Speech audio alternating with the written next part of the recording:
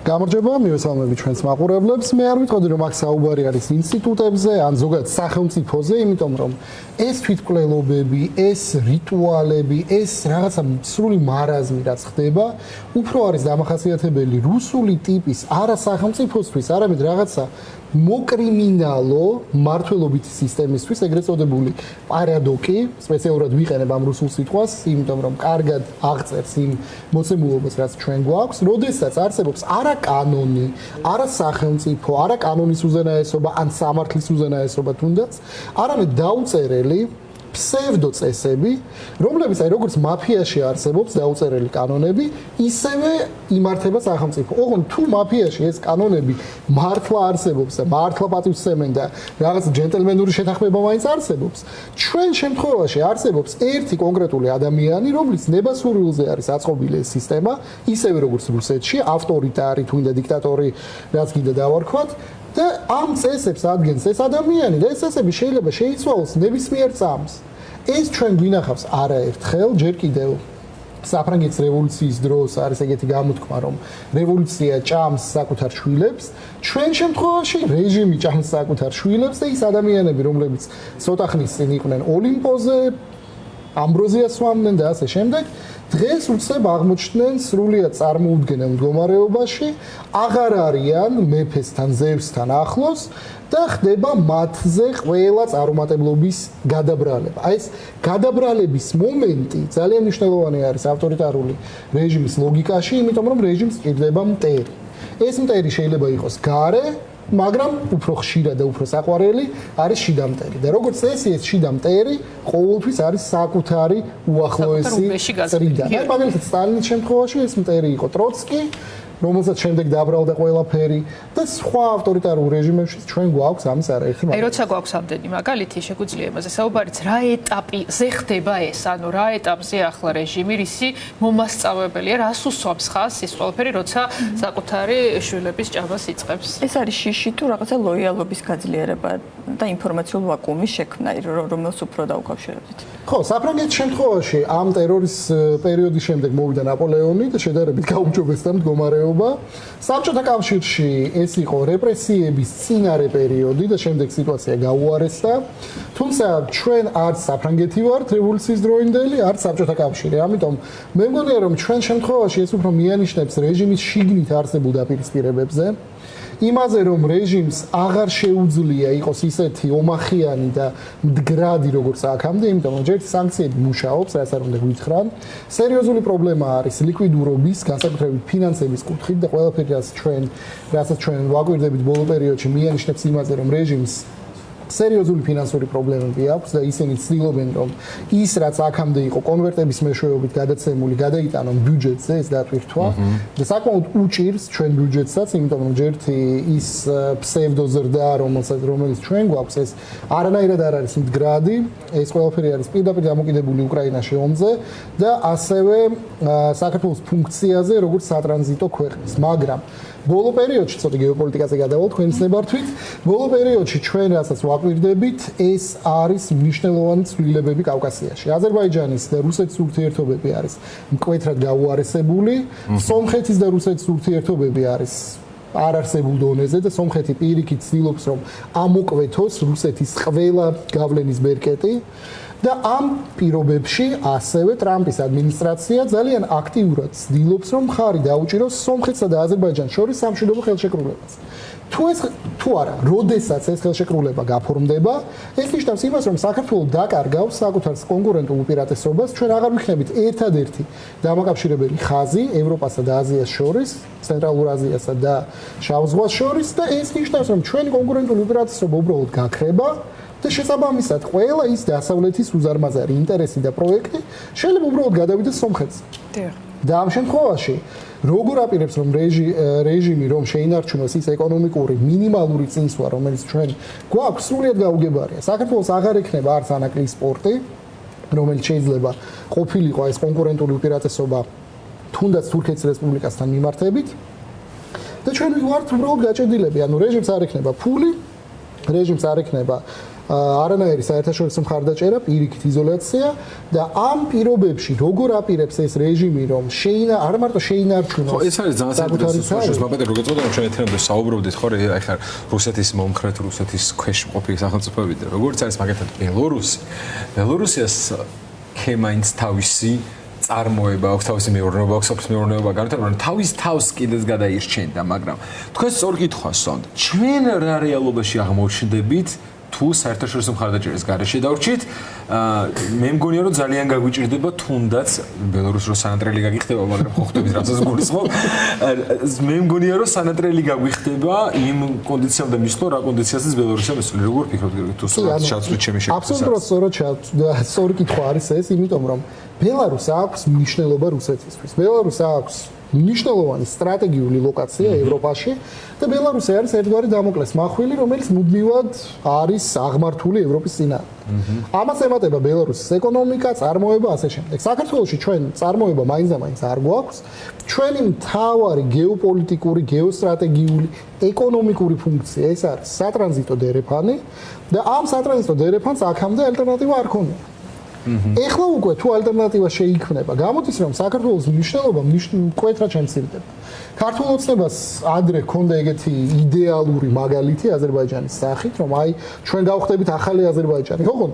იმას არ ითვალისწინებენ, რომ აზერბაიჯანს აქვს ნავთობი, აზერბაიჯანს აქვს ბუნებრივი რესურსები, აზერბაიჯანი მართლა არის კარიბჭე ცენტრალურ აზიაში და თუ დარეგულირდება ურთიერთობები სომხეთთან, ეს ტრანზიტი უბრალოდ გადავა სომხეთის ტერიტორიაზე და ჩვენ დავრჩებით აი რაღაცა ჩეჩნეთის სამხრეთი.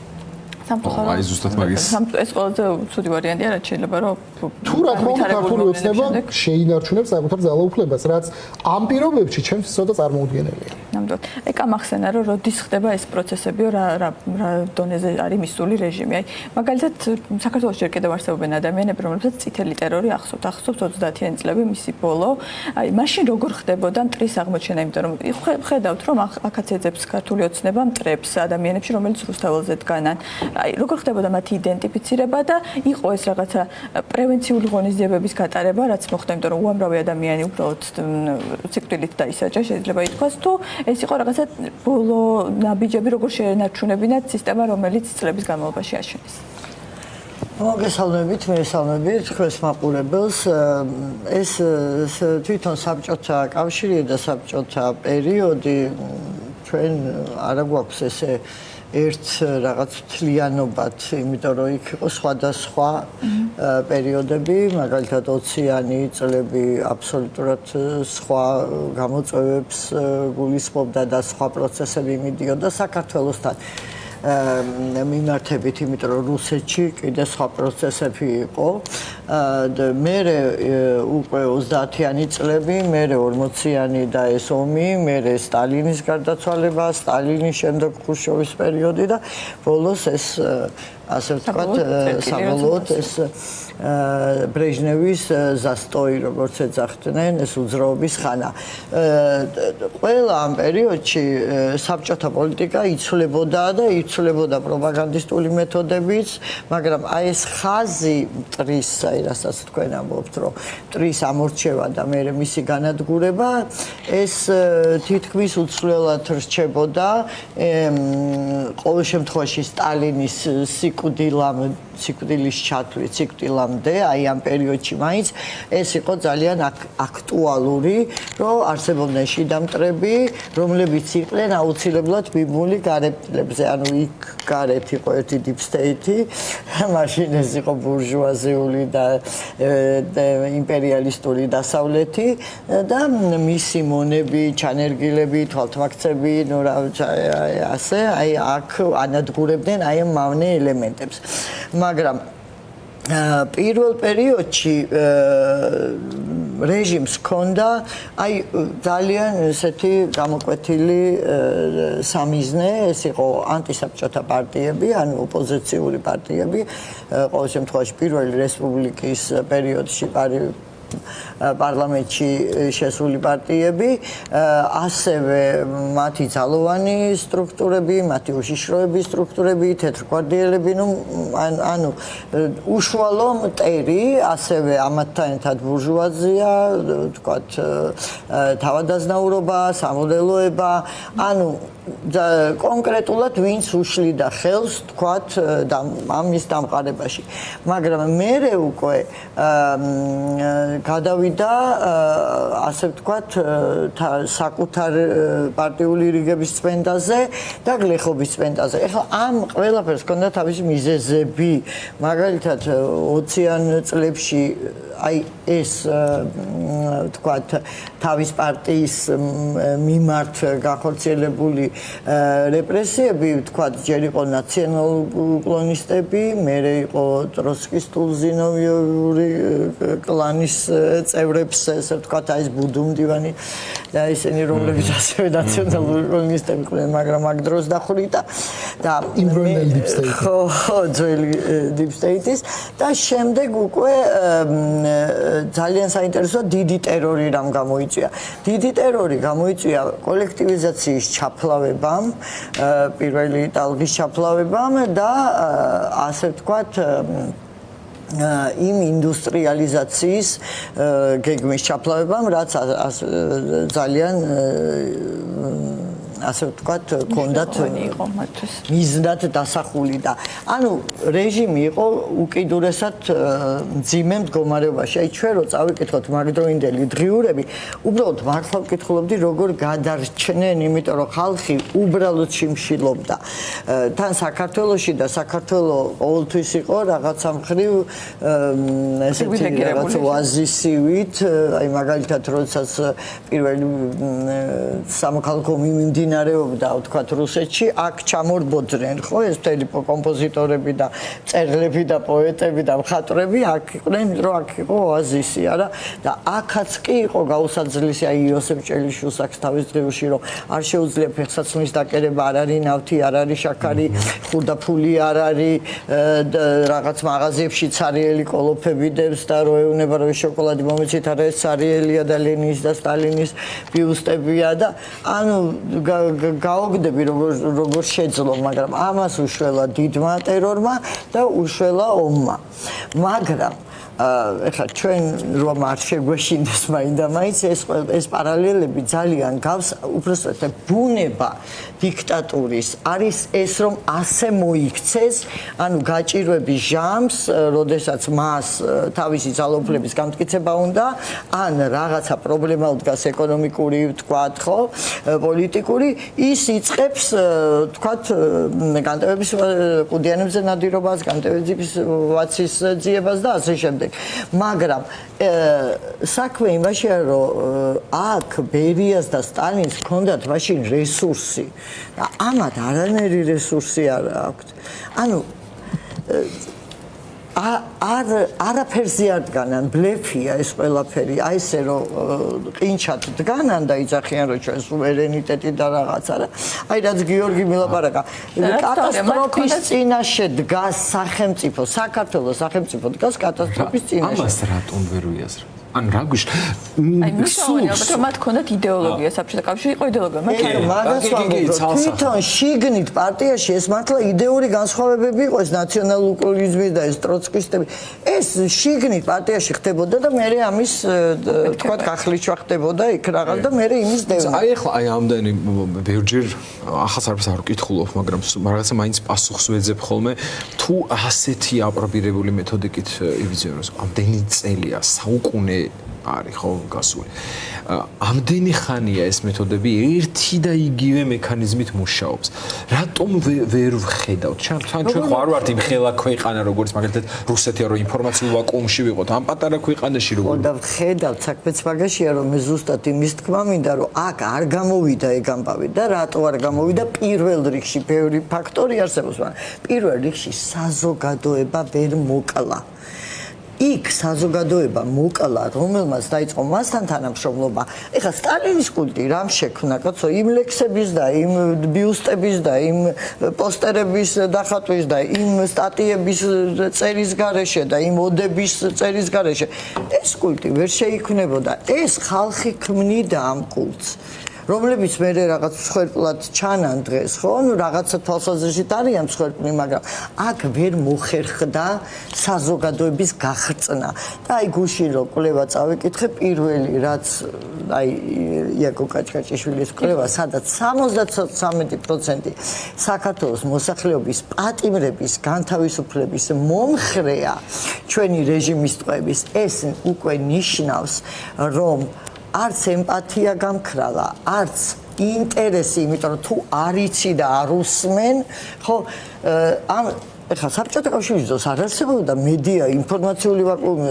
ჩვენმა ჟურნალისტებმა იმუშავეს საოცრად, რომ გაეცნოთ ეს ხალხი თუნდაც. იგივე რუსთაველის პროტესტი, მშობლებმა იმუშავეს. ну არ ვიცი მართლა გაოგნებული ვარ ასეთი და თვითონ პატიმრები რომლებიც არ გაწყდნენ რომლებიც ასხივებენ უბრალოდ ამ თავის იდეებს და ანუ არ გამოვიდა ეს ყველაფერი საზოგადოებაში ძალიან მცირე ნაწილია და წარმოიდგინეთ ოცნების მომხრეთა 40%-იც კი უჭერს პატიმრების განთავისუფლებას ხარჯს. გიორგის კითხავ იგივე კვლევაზე ოცნების ყოველ მეორე ამომრჩევას შეერა deep state-ის არსებობის და გავლენების ეს მაჩვენებელი რაზე მიუთითებს შემოვაბრუნებ, იმიტომ რომ ოცნების ნახევარს არ ჯერა ამ სისულელს. ეგ არის ჩემი აზრით უფრო მნიშვნელოვანი. ან წარმოვიდგინოთ, რომ ოცნებამ ჩადო უზარმაზარი რესურსი საკუთარ პროპაგანდისტულ არხებში, ტროლებში, ბოტებში, სოციალ ტროლებში, რეგიონებში რო არიან და ნახევარი ვერ დააჯერა. ნახევარი ვერ დააჯერა. ანუ ეს ჩემი აზრით პირიქით უფრო მიანიშნებს ქართული საზოგადოების მედეგობაზე, ვიდრე ოცნების წარმატებაზე. ამას ემატება. არა, ეგრე არის, იმიტომ რომ უზარმაზარი რესურსი ჩაიდო ამ ბოდვების გავრცელებაში, რომელიც არის deep state, გლობალური ომის პარტია და ასე შემდეგ. განსაკუთრებით ქართულ კონტექსტში, კი, აი ეს ომში თრევა და დასავლეთის გაშავება ზოგადად. რუსეთის გათეთრება არის რეალურად, რასაც ქართული ოცნება ცდილობდა მთელი ამ დროის განმავლობაში, მაგრამ ეგეც არ გამოსცემს. ეს კვლევა, რომელიც იაგომ გააკეთა და რომელიც მართლა მნიშვნელოვანი ინსაიდერული ინფორმაცია არის, იმიტომ რომ სოციალური კვლევისა და ანალიზის ინსტიტუტმა. სოციალური კვლევისა და ანალიზის ინსტიტუტმა, კი ბატონო. ეს კვლევა ჩვენ გვაჩვენებს, რომ ქართული საზოგადოება იმაზე უფრო მედეგი არის, ვიდრე ძალიან ბევრს წარმოედგინა. პირიქით ბრძოლა გრძელდება, ოცნებამ დრაკონული წესებით, იმ სრულიად სამარცხვინო და ამაზრზენი დარბევებით ჯარიმებით ვერ გატეხა ეს ხალხი. ანუ ძალიან უნდოდათ, რომ საქართველოს გამხდარიყო რაღაცა ბელარუსი თუ არა, სულ მცირე ან მოლდოვა ან სერბეთი, სადაც ადამიანებს აქვთ ეს ანტიდასავლური განწყობები. ოღონდ თუ სერბეთში ობიექტური გარემო არსებობს, ნატოს ბომბები დაეცათ თავში ბოლო-ბოლო, მათი ბრალი იყო დიწილად, მაგრამ ეგ კიდე ცალკე თემა არის. საქართველოს ეგეთი რაღაც არ მომხდარა. ჩვენ გვყავს აგრესორი, ოკუპანტი სახელმწიფო რუსეთი, რომელიც ყველანაირად ებრძვის დასავლეთს და ამ შემთხვევაში რა გამოდის თუ საქართველოს ხელისუფლება ებრძვის ჩვენ დასავლელ პარტნიორებს უტევენ არ ვიცი გერმანიის ელჩს ბრიტანეთის ელჩს აშავებენ საფრანგეთს იტალიას და სხვა ქვეყნებს შტატებს კი ტრამპს ემუქრებიან ძალიან მაინტერესებს მაგრამ ამ ყველაფრის ფონზე რა თქმა უნდა ისმის შეკითხვა ანუ თუ რუსეთი ებრძვის დასავლეთს და თუ საქართველოს ხელისუფლება ხმალამოღებული ებრძვის დასავლეთს ვის მხარეს არის საქართველოს ხელისუფლება და ამაზე პასუხი არის ძალიან ცალსახა მე მგონი ეს ესმის საქართველოს მოსახლეობას იმ ადამიანებსაც კი ესმით ვინც არიან ქართული ოცნების ამორჩეველი დღეს თავისი კომფორტის ზონიდან და თავისი არ ვიცი ფულიდან გამომდინარე მაგრამ და ეს ჩემი აზრით პირიქით ძალიან კარგად ახასიათებს ქართულ საზოგადოებას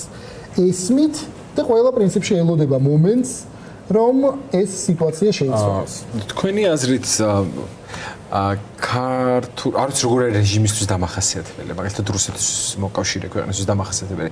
თქვენი აზრით დადგება ეტაპი, როცა ღიად იტყვიან რომ რუსეთი კარგია. იმიტომ რომ ამას ხო ეხლა სხვადასხვა ქმედებებით აკეთებენ ამას. ჩვენ ირიბად თუ შეფარვით და ყველა უხვდებით რომ რუსეთის ლიანდაგზე დგას ქართული ოცნება. ეს ცალსახაა ჩემი შეფასებით. თუმცა მაინც დგება რეჟიმის დროს ისეთი მომენტი, როდესაც ბანკოს და შეიძლება კარგებს ხსნიან. დროიდან ჩვენ ძალიან შორს ვართ, იმიტომ რომ როგორც ქალბატონი 28 ნოემბერს და ხო ხო მაინც აი პირდაპირ შეიძლება ველოდოთ რომ მაგალითად როდესმე ეს ადამიანები იყვნენ და აღიარებენ იმას რომ ხო აი შეჯამებაში რომ გამოვიყენოთ ეს მომენტი. ხო მე მგონია და არც ველოდებით ამაზე ბოლომდე პროპაგანდით მინდა. არა ეს არის ჩვენზე დამოკიდებული. ანუ ეს არის როგორ განვითარდება სიტუაცია. რა თქმა უნდა, თუ მიუშვებთ, თიც თუ ჩავდეთ, კლავსაც მოგვაჭამენ. რა თქმა უნდა, ამას იზამენ, მაგრამ საქმე იმაშია, რომ არ ვაცლით ჩვენ აქამდე მისვლას. ისტორიულ ოფისში შეიძლება ყოველთვის არც ეხლა ხო, არ ვიცი, ყოველ შემთხვევაში ხა ისტორია ესე პირდაპირ არ მეორდება, ხო? პარალელი ჩვენ იმისთვის გვინდა რომ დავინახოთ იქ რა იყო შეცდომა, გაკვეთილია რაღაცნაირად და რომ ვიცოდეთ ბუნება ტოტალიტარიზმის, ხო? ბუნება რას გაგიკეთებს შენ თუ თავს მოუხრი. ანუ ეს ჩემი რაღაც ოპტიმისტური პროგნოზი არ ნიშნავს რომ ჩვენ ახლა დავსხდებით რაღაც და ვუყურებთ თუ ირაკაია შეჭამენ. არა, ჩვენ ვართ აი მალებულ ხელჩართულ ბრძოლაში. ეს არ უნდა ეს არის გასააზრებელი ძალიან მნიშვნელოვანია რომ ხო ალბათ წუთამდე გამოვიყენოთ. მოდი შევხედოთ. ქართულ ოცნებას აქვს ავტორიტარიზმის განვითარების ლოგიკა. როდესაც ხალხი არ გამოვიდა გაყალბებული არჩევნების შემდეგ იმ მასშტაბით როგორც იყო მოსალოდნელი ოცნებამ ჩათვალა რომ უირა კარგია, ეხლა არის დრო რომ შევწყვიტოთ ევროკავშირთან ინტეგრაციის პროცესი. ამას მოხვა ხალხის გამოსვლა, ამას მოხვა ის ამაზე ძენი დარბევები და ეხლა უკვე ოცნება გაცილებით უფრო ფრთხილობს და ამიტომ ნაკლებად სავარაუდო არის რომ ეხლა უახლოეს პერიოდში მათ ღიად გამოაცხადონ რომ აი რუსეთი რა კარგია. მაგრამ მე ჯერთი არ მჯერა რომ ოცნება შეინარჩუნებს საკუთარ კონტროლს ქართულ საზოგადოებაზე იმ სახით რაც ეხლა არის, ოღონდ თუ ისინი რაღაცნაირად ამას მოახერხებენ, პირველი ეს იქნება ჩრდილოეთი სამხრეთი დერეფრიტის გახსნა, აფხაზეთის რკინიგზა, შემდეგ იქნება რაღაცა ბოსნიის მაგვარ კონფედერაციაზე საუბარი და შუალედში შეიძლება სადონ ჩვენი შეთრევა ამ 3+3 ფორმატში, რომელიც ჩაფლავდა იმის გამო რომ ისრაელმა და შეერთებულმა შტატებმა ირანს დაარტყეს. ამ ყველაფერმა აურია ბანკო და აურია კარტი, ხან ჟარგონს ვიყენებ. ქართულ ოცნებას და ქართული საზოგადოების წინააღმდეგობასთან ერთად მათი ლავირების საშუალება მკვეთრად შემცირებული. ამიტომ ეხლა ისინი ეცდებიან რომ გაგუდონ ქართული საზოგადოება, რაც მე მჯერა რომ არ გამოუვათ, იმიტომ რომ ჩვენი საზოგადოება საკმაოდ მედეგი არის ამ კვლევებმაც ეს აჩვენა და უკვე შემდეგ ეცდებიან რომ უფრო ღრმად შემიყვანონ რუსეთში თუ მაგრამ ეს არ გამოუვათ. ძალიან დიდი მადლობა.